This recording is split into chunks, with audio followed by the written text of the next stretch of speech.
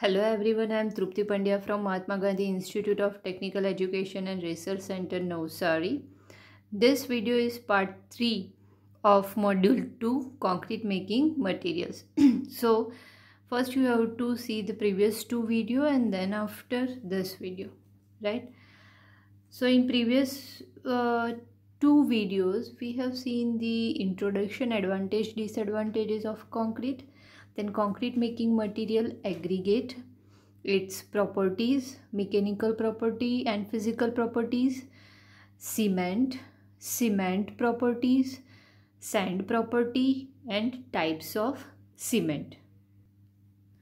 Now in this video we start with third concrete making material, which is water. So use of water in concrete. Water is the cheapest ingredient of concrete, right?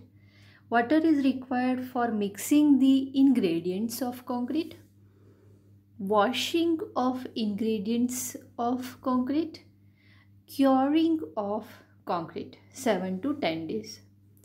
So water is used in different process of concreting. Requirement of mixing water. The silt content should be less than 2000 ppm, particles per million. It affects setting and hardening of concrete. So there is the water content, silt content, which is less than 2000 ppm. Drinking water may be unsuitable as a mixing water when the water has a high concentration of sodium or potassium. As a rule, any water with a pH of 6 to 8, which does not taste saline or brackish, is suitable for use. So for concrete making, the pH of water should be 6 to 8. Water should be free from wild acids, alkalis and organic matter. Alkali carbonates and bicarbonates in water should not exceed 1000 ppm. As a rule, water suitable for drinking is suitable for concrete. So previously what we have seen, drinking water should unsuitable. Which type of drinking water? Which contains sodium and potassium. High concentration of sodium and potassium. So normal drinking water is suitable for concrete. Taste of concrete. The suitability of water for mixing can be determined by comparing the setting time of cement and the strength of mortar cubes using the water in question with the corresponding result obtained using known good water or distilled water. BS 3148 1980 suggests a tolerance of 10% to allow for change in variation in strength. So water is very important property to achieve the strength of concrete. Next is admixtures. So as we know, normal concrete is a mixture of aggregate, sand, cement and water. Normal concrete. But special concrete contain admixture. So it is the fifth ingredient of concrete other than cement, sand, aggregate and water, and found invariably in modern day concrete. Admixtures are used to enhance the properties of concrete. They are divided into two categories: mineral admixtures, chemical admixtures. Mineral admixtures are like flash, rice husk S. Chemical admixtures are accelerating admixture, retarding admixture, plasticizer, superplasticizer. Admixtures modified properties either in wet set state or after mix have been hardened. Added less than 5% of cement, generally less than 2%. It means in very small amount cement is replaced, percentage of cement is replaced by adding admixture in concrete mix. Let's see chemical admixture. So different types of admixtures are there which affect different properties or different process of concrete. Like purely chemical admixture, they change the mechanism of action. Mechanism of action means mixing, then heat of hydration is generated, setting of concrete, initial setting time, final setting time. This whole mechanism affected by adding chemical admixture. Second is accelerators and retarder. The chemical interaction in hydration, heat of hydration જે generate થાય તેમાં affect કરે. Accelerators and retarders. Plasticizers and superplasticizers. It absorption on cement surface causing better particle dispersion. Sometimes what happen, if the concrete mix is not homogeneous, sometimes what happen, the segregation of particles or the ingredients may happen. That for a larger area, say slab में concrete किया है और कोई portion में सिर्फ aggregate दिखता है और कोई पोर्शन में सीमेंट स्लरी दिखती है, that is non homogeneous mixing, right. So plasticizer or superplasticizer evenly disperse these cement particles, so the homogeneous mix can be achieved. Increased air entrainment admixture.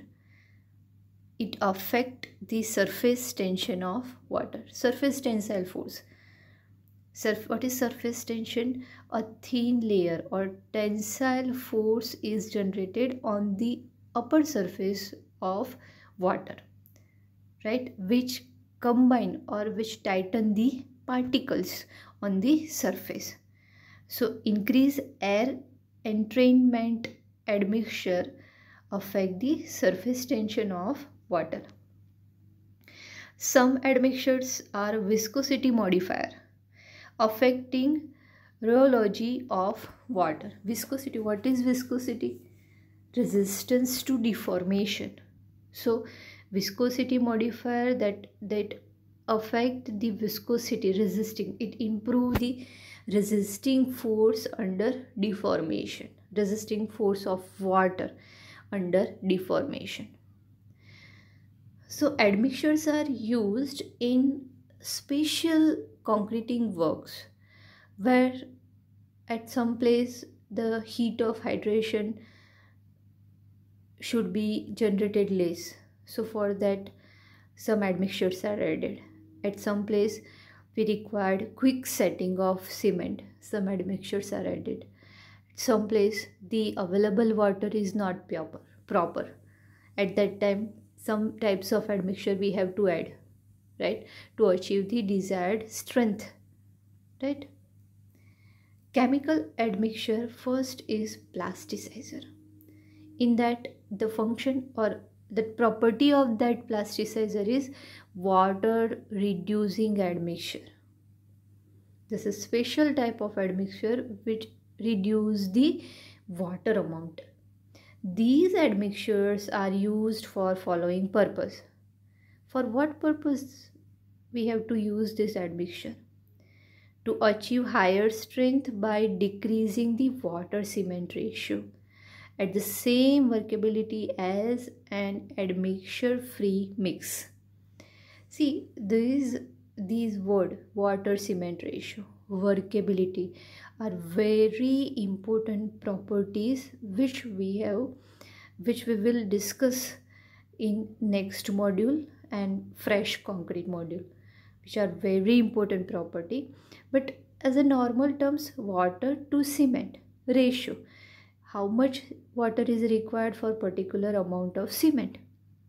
It should not be very high, should not be less, right?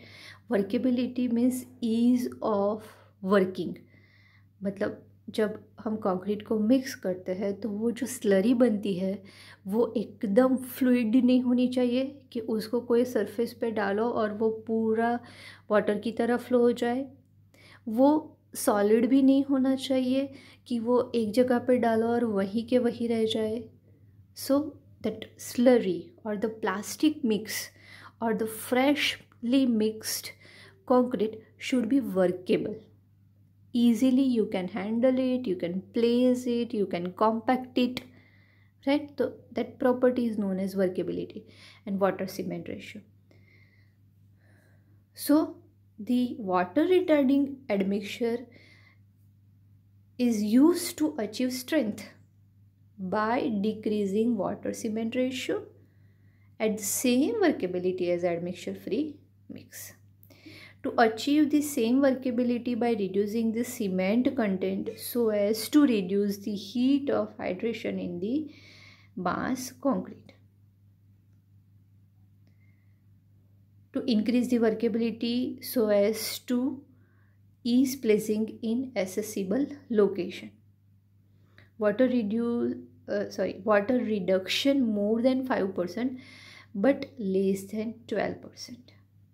The commonly used admixtures are lignosulfonates and hydrocarbolic acid salts. So these are the example of water reducing admixture. These are nothing but the chemical which are used to retard or to fast or to improve the property in the ultimately what is concrete. When we are using cement, there is always chemical reaction, and that chemical reaction is responsible for setting and for strength gaining. So to change the chemical reaction we have to add some chemicals, and that admixtures are or chemical admixtures are nothing but the chemicals which affect the normal chemical reaction of cement and water, right? So this lignosulfonates and hydrocarbolic acid salt are the chemical which react with water or cement slurry and it change the property of concrete. Plasticizers are usually based on lignosulfonate, which is a natural polymer derived from wood processing in the paper industry. See, almost all type of admixtures are byproduct of some product or the byproduct of some industries, mostly because they are waste, right? So we have to use that waste as an effective tool. So we are using it in concrete, right? So this water retarding plasticizer admixture is a byproduct of wood processing or paper industry.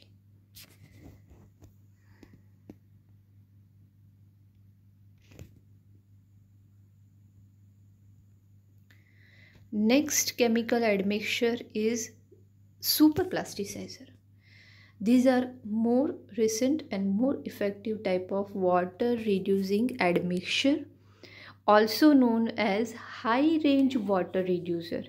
The main benefit of superplasticizer can be summarized as follow. This is another plasticizer.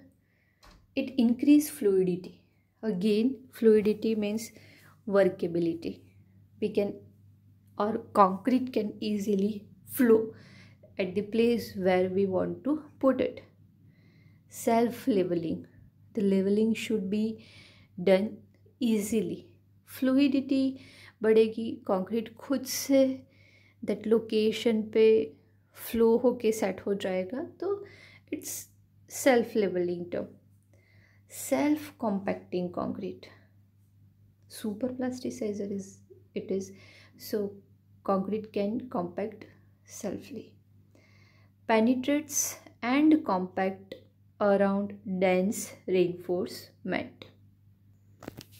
Next chemical admixture is accelerator. Previously it is plasticizer, super plasticizer. Next, accelerator. It is an admixture which, when added to concrete mortar or grout, increases the rate of hydration of hydraulic cement, shorten the time of set in concrete, or increase the rate of hardening or strength development. It accelerates the setting time. Setting time accelerate kare means it increase the rate of hardening. They can be divided into two groups based on their performance and application. Set accelerating admixture. They reduce the time for the mix to change from plastic state to hardened state. These admixture have relatively limited use, mainly to produce an early set. Second is hardening accelerator. They increase the strength of 24-hour by at least 120% at 20 degrees Celsius and at 5 degrees Celsius by at least 130% at 48 hours. These admixtures find use where early stripping of shuttering or very early access to pavement is required. They are often used in combination with a high range water reducer, especially in cold condition. Calcium chloride, chloride-free accelerators based on salt of nitrate, nitrite, formate, and thiocyanate are the example of accelerators. Next, set retarders. The function of retarder is to delay or extend the setting time of cement paste in concrete. These are helpful for concrete that has to be transported to long distance and helpful in placing the concrete at high temperature. When water is first added to cement, there is a rapid initial hydration reaction, after which there is little formation of further hydrates for typically 2-3 hours. The exact time depends mainly on cement type and the temperature.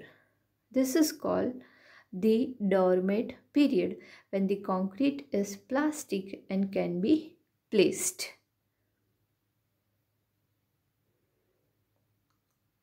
Now, these are the chemical admixture. Next is mineral admixtures.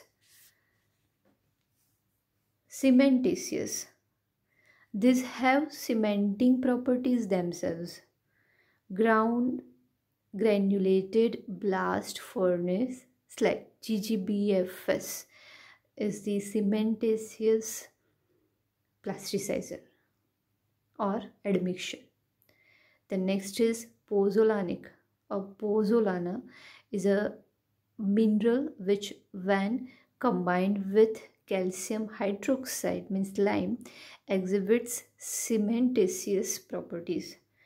Pozzolanas are commonly used as an addition to Portland cement concrete mixes to increase the long-term strength and other material properties of Portland cement concrete, and in same case reduce the material cost of concrete. Some example of pozzolanic admixture are fly ash, silica foam, rice husk ash, and metakaolin. Fly ash. coal from mines is generally contaminated with clay. When this coal is grinded to fine size and then burnt in thermal power plant, it turns into carbon dioxide. The clay contaminants form ash mainly of silica and alumina. The large ash settle on the bottom, whereas the finer ones called fly ash fly above. This fly ash is the finely divided residue resulting from the combustion of ground or powder coal. Fly ash is generally captured from the chimneys of coal-fired power plant. Again, it is a byproduct of that thermal power plant. It is very fine particle like fly ash, like ash, right? And it is a byproduct or waste product of thermal power plant. One of the most important field of application for fly ash is PCC pavement, where a large quantity of concrete is used and economy is an important factor in concrete pavement construction. Fly ash increases cementitious property. These are spherical particles. This ball bearing action helps to reduce water demand. Next, silica foam. It is a byproduct of semiconductor industry. The terms condensed silica fume, microsilica, silica fume, and volatilized silica are often used to describe the byproducts extracted from the exhaust gases of silicon. So it is byproduct of silicon industry. However, the terms microsilica and silica foam are used to describe those condensed silica foams that are of high quality for use in the cement and concrete industry.